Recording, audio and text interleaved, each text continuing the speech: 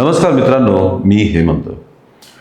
मित्रांनो, CJP cockroach जनता पार्टीच्या आंदोलनानंतर केंद्रीय शिक्षण मंत्री धर्मेंद्र प्रधान यांनी शनिवारी आपल्या शिक्षण मंत्री पदाचा राजीनामा दिला. अत्यंत विलक्षण, अत्यंत खळबळजनक ठरलेलं हे आंदोलन, जेन झी तरुणाईला आलेलं यश, त्यांच्या आंदोलनाला आलेलं यश हे आपण सर्वांनी बघितलेलं आहेच. त्यांनी अक्षरशः सरकारला खडबडवून जागी केलेला आहे. पंतप्रधान नरेंद्र मोदींना सुद्धा 24 तासात 2-2 व्हिडिओज इंस्टाग्रामवरती पोस्ट करून या तरुणाईशी संवाद साधावा लागला होता. राजीनामा झाला. सरकारला शिक्षण क्षेत्रासाठी वेगवेगळी धोरणं तातडीने राबवावी लागली. शिक्षण क्षेत्रात आमूलाग्र बदल घडण्यासाठी पावलं टाकली जाऊ लागली. हा परिणाम या जेनझीचा झालेला आहे. जेनझीच्या आंदोलनाचा राजकीय फायदा, श्रेय कोण घेतंय, काय घेतंय, हे सर्व होत राहील. सत्ताधारी विरोधकांवर विरोधक, सत्ताधाऱ्यांवर आरोप प्रत्यारोप करत राहतील. पण या आंदोलनानंतर आंदोलन आता मागे घेण्यात आलेलं आहे. शिक्षण मंत्र्यांनी राजीनामा दिलेला आहे. पण याच्यानंतर एक वेगळीच चर्चा आणि वेगळं कुतूहल भारतीय राजकारणात सुरू झालेलं आहे. विशेषतः महाराष्ट्रात सुरू झालेलं आहे. ते म्हणजे नवीन शिक्षण मंत्री आता कोण असणार. सध्या प्रल्हाद जोशी यांच्याकडे अतिरिक्त कार्यभार शिक्षण मंत्रालयाचा देण्यात आलेला आहे. पण अर्थात पूर्ण वेळ स्वतंत्र केंद्रीय शिक्षण मंत्री हे नेमलेच जातीलच. आता हे केंद्रीय शिक्षण मंत्री नवे कोण असतील याबाबत मोठी चर्चा आणि कुतूहल सुरू आहे. महाराष्ट्रात याची चर्चा होण्याचं कारण असं आहे की सर्वत्र जोरदार चर्चा सुरू आहे. माध्यमांमध्ये सुद्धा अशा बातम्या येत आहेत की पुढचे धर्मेंद्र प्रधानांच्या जागी नवे केंद्रीय शिक्षण मंत्री जे नियुक्त होतील ते महाराष्ट्रातले असतील. सर्वात अगोदर चर्चा सुरू झाली ती महाराष्ट्राचे मुख्यमंत्री देवेंद्र फडणवीस यांच्या नावापासून. देवेंद्र फडणवीस यांना आता केंद्रात घेतलं जाणार ही चर्चा तशी फार पूर्वीपासून होती, पण तसं काही घडलं नाही. देवेंद्र फडणवीसांनी सुद्धा यावरती वारंवार एक्सप्लेनेशन दिलं की मी महाराष्ट्रातच आहे.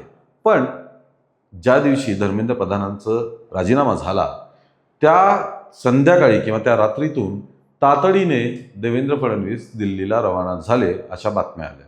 अशी चर्चा सुद्धा सुरू झाली.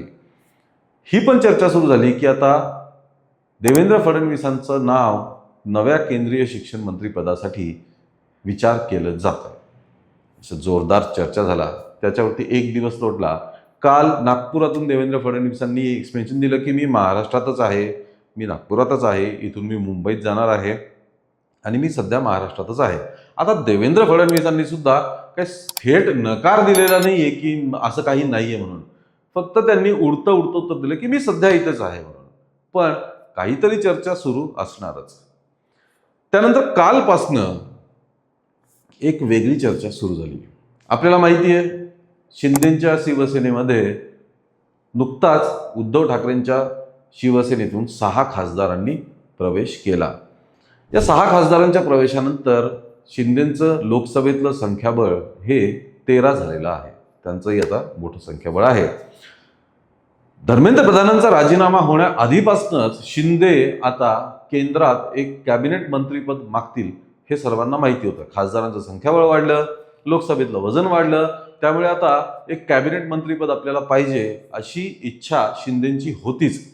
त्यानिमित्ताने त्यांनी काही दिवसांपूर्वी अमित शहांची भेट सुद्धा घेतली होती. 6च्या 6 नवे खासदार आपल्यापेक्षा आलेले ते सोबत घेऊन गेले होते.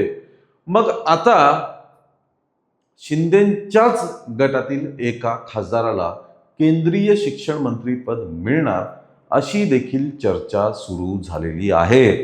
आणि या चर्चेत सर्वात पुढे असलेलं नाव म्हणजे एकनाथ शिंदे यांचे सुपुत्र डॉक्टर श्रीकांत शिंदे. श्रीकांत शिंदे यांना आता केंद्रीय शिक्षण मंत्रीपद मिळावं अशी मागणी शिंदे गटातनं मोठ्या प्रमाणात केली जातीये. अशी जोरदार चर्चा सुरू आहे.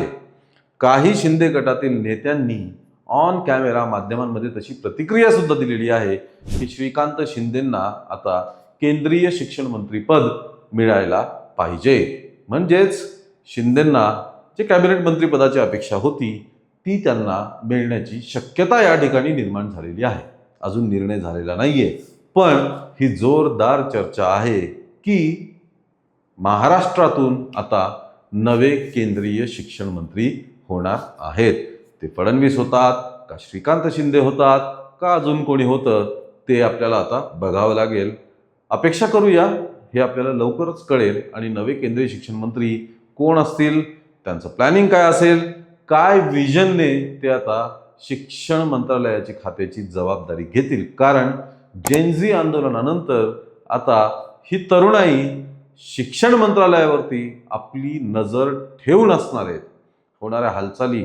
कारण आपण बघतोय या आंदोलनानंतर ज्या ज्या प्रतिक्रिया येतात त्यामध्ये डिटेल बोललं जातंय आता शिक्षणाबद्दल, NP बद्दल, परीक्षा व्यवस्थेबद्दल, सर्व गोष्टींबद्दल जेनझी उघडपणे बोलत आहेत. ते कोणालाही घाबरत नाहीत हे आपण बघितलं.